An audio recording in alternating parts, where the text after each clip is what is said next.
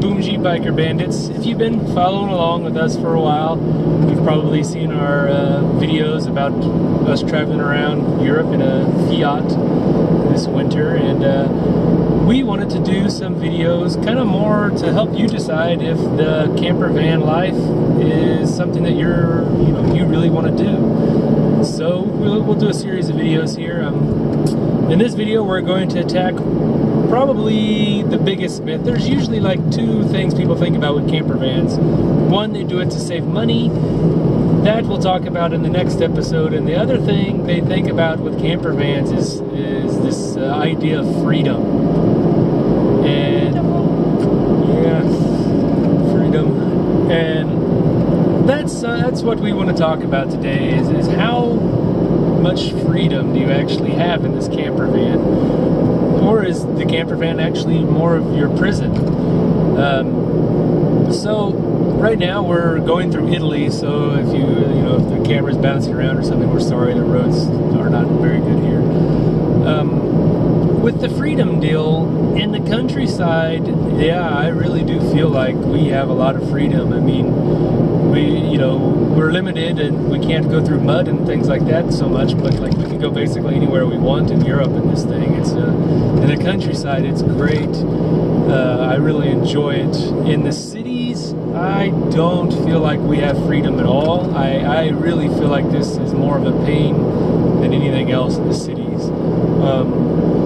And I'd say that for a few reasons. One reason is in a lot of these cities in Europe, they're much older than cars, so the streets are very narrow. We were in one city going down a one-way street, and our tires were literally bouncing off the curbs on either side because that's how narrow the street was. It was one of the scariest things ever. Parking in cities is a huge issue. Especially when you're in a big van. I mean, we don't even have a big van, but when you're in a van, it's an issue. It's an issue.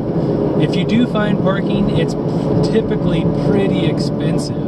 Most of the cities we see, they have paid parking at like the parks and stuff, and they usually have this deal. It's like, okay, for 2 hours, it's €2. Okay, that's not a bad deal. Like, all right, €1 an hour. If you stay 3 hours or more, it's €30. Like, what the hell is the price? Why is there such a price jump? And what it is they don't really want you parking for more than 2 hours. So if you want, you can pay for 2 hours and go mess around and come back and pay for 2 hours more and save money that way, but it's not really convenient when you're trying to go around and see museums and experience the city and whatnot. The other thing that is a big issue in the cities is camping.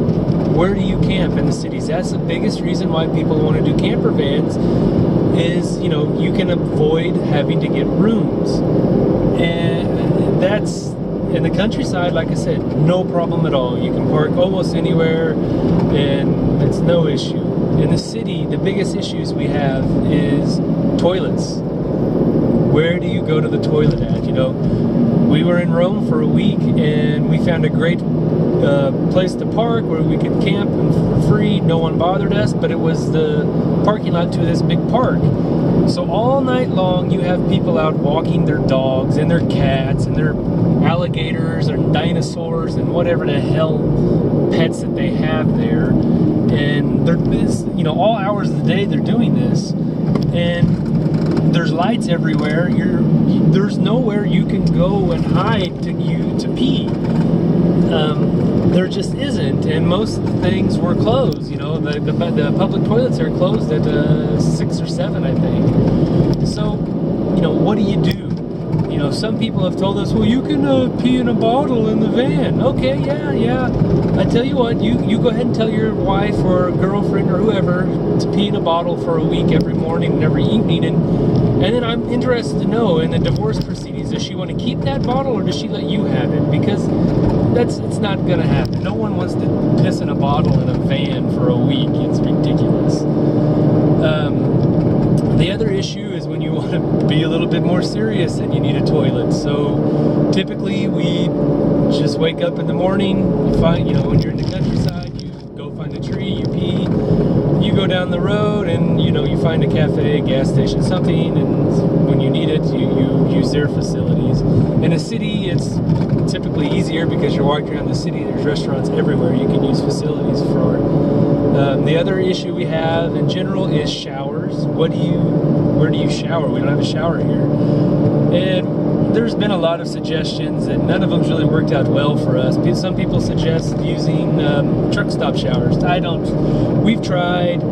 In France and Italy, we had the issue of most of the truck stops are on the big highways, and to use the big highways, you got to pay. Well, we don't really want to pay because it gets really, really expensive in a hurry. So we haven't really been able to hit the truck stops in France and Italy. We did get some in Croatia and Hungary, and they worked, and one of them was nice. The other one we passed on. We actually didn't use the facilities. But you're paying probably, I think we paid the ones we use €2 per person, I think is what it was. 4? Oh yeah, €4 per person we paid for the showers. So it's not cheap.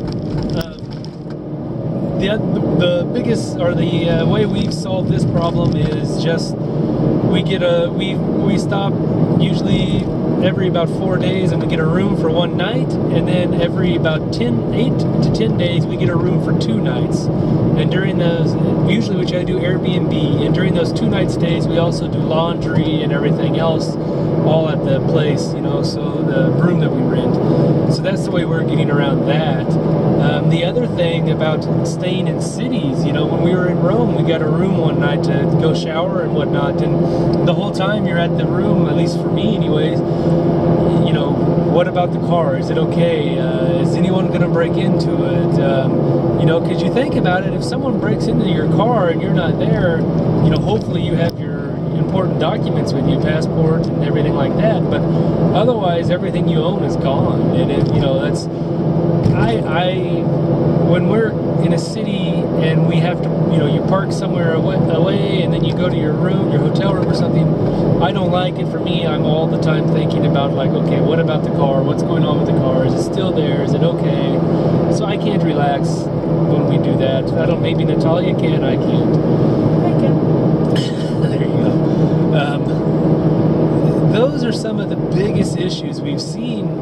So for me, in my opinion, when you buy a van, you need to figure out before you buy a van what you're going to do with it. If you're going to be doing mostly city stuff, I wouldn't buy a van. Honestly, I would buy something like a Daewoo Matiz or a Fiat 500, something very small that you can drive to the cities, find easy parking places, and just get a hostel while you're in the cities and be done with it. I think it would be easier, simpler, and just the better way to go.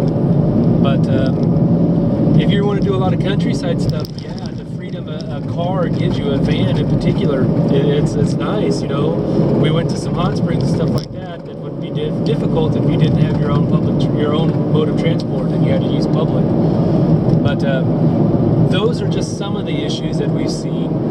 Those are probably the biggest ones for sure that you need to think about if this is really what you want to do. I'm enjoying it. I think Natalia is more or less enjoying it most of the time. It's fun, but we'll talk about money in the next episode. But don't forget about the everyday conveniences that can be difficult, like toilets and showers.